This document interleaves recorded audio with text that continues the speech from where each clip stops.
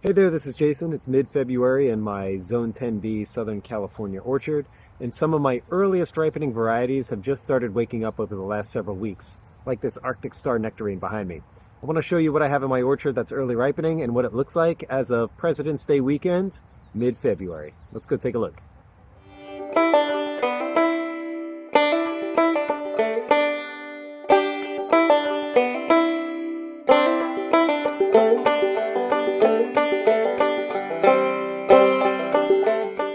All right, so I have a lot of early ripening varieties. I'm going to start outside the orchard at this Pakistani Mulberry tree. Now this thing was twice as tall at the end of the season, and I chopped away at the top of this because it grows like a weed. And if we get closer, we can see that the buds are swelling, and soon those buds are going to pop, and I'm going to have brand new growth. And here it is, mid-February.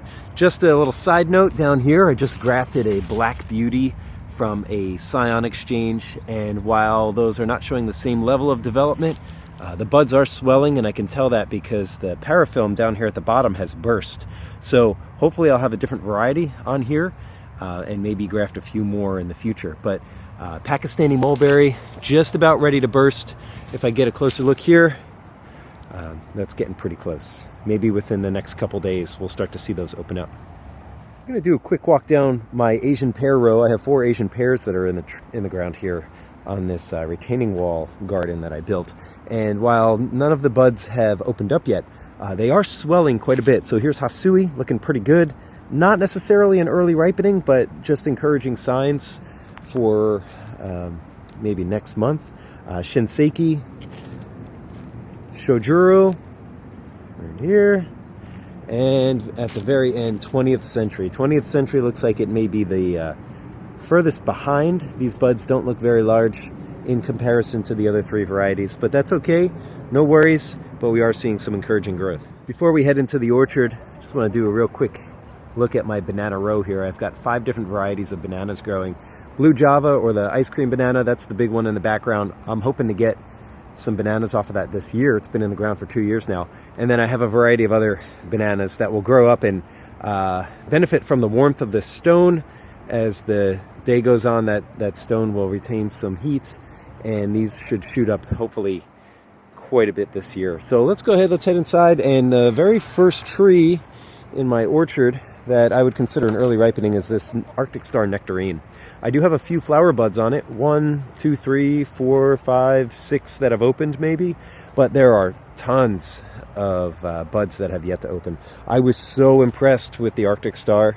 I've lent out plenty of scion wood to some of my friends and family for them to grow their own Arctic Star nectarines.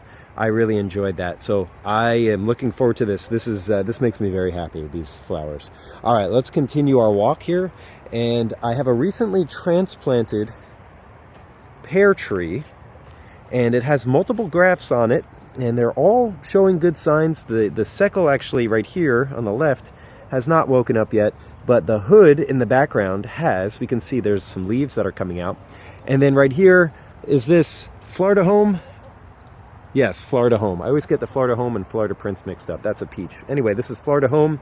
This was a impulse buy. I actually picked up scion wood for Pear Tree. I picked up the SoCal and the hood, and I didn't have a European pear to graft it to. I probably could have tried it on my Asian pears, but I'm going to try not to touch those because I love Asian pears so much. So anyway, this became a multi-grafted tree the second I put it in the ground. And my Florida Home, which is known for its early ripening, has put out some flower buds here. And if I get closer, you can see what that looks like. There's some good bunches here. This is a very young tree, though, so there are a lot of encouraging flowers here, but I'll probably end up knocking off most of them. These branches are just not strong enough to support the weight.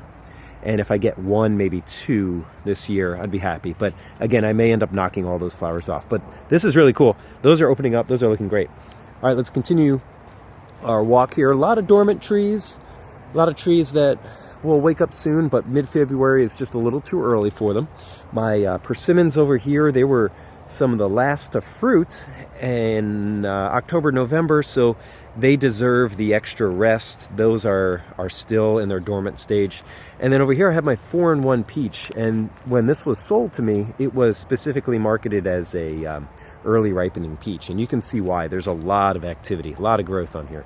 So if I get a little closer, I have Desert Gold, I have Florida Prince, and then I have a Mid Pride and a May Pride down here at the bottom. So the Desert Gold and the Florida Prince are pretty much neck and neck in terms of how early they ripen. One is maybe just a few days ahead of the other. I think it's the Florida Prince that beats out Desert Gold by like 3 or 4 days.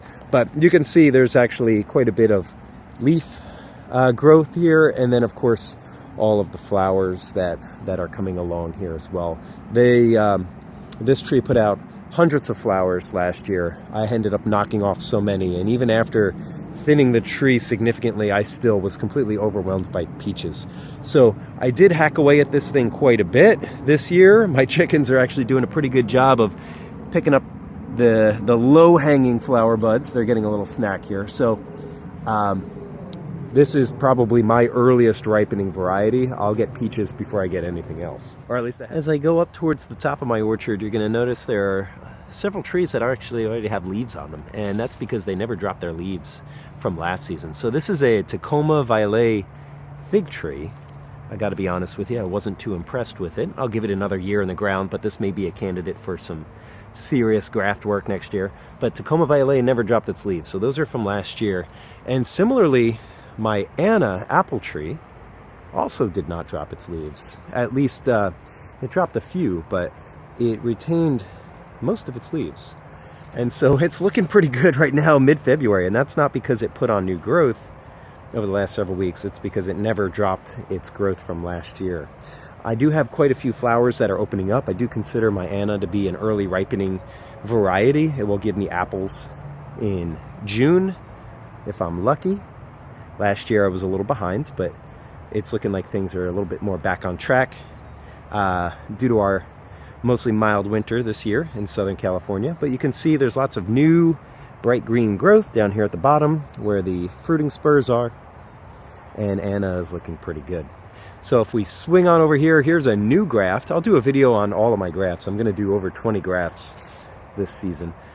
And this new graft here, I picked up this Scion. It's a Dorset Golden variety, and I put it on my winter banana. In my prior videos, I talked about how unhappy I am with the winter banana. I've given it a couple years now, and it doesn't set fruit during its traditional fruiting season, which, you know, it would set that fruit sometime in the summer, and then the fruit would be ready in the late fall. Instead, it sets its fruit in the late fall, and the fruit never develops because the temperatures change, and the fruit is way too small. It's maybe the size of a billiard ball.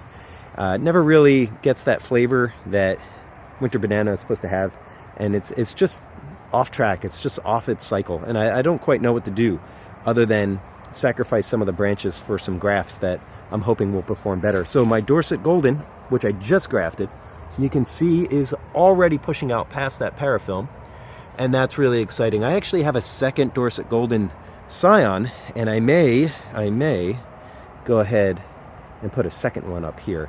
I haven't fully given up on winter banana, but I am starting to add some grafts to the winter banana tree to start transitioning it over to hopefully a variety that will work better for me in my zone. And then the remaining trees that are also on my early ripening list are my cherry trees. So I've got a 3-in-1 planting here. I do have a Mini Royal, Royal Crimson, and Royal Rainier in the foreground. My Royal Rainier is actually, did I get that backwards? I always get these mixed up.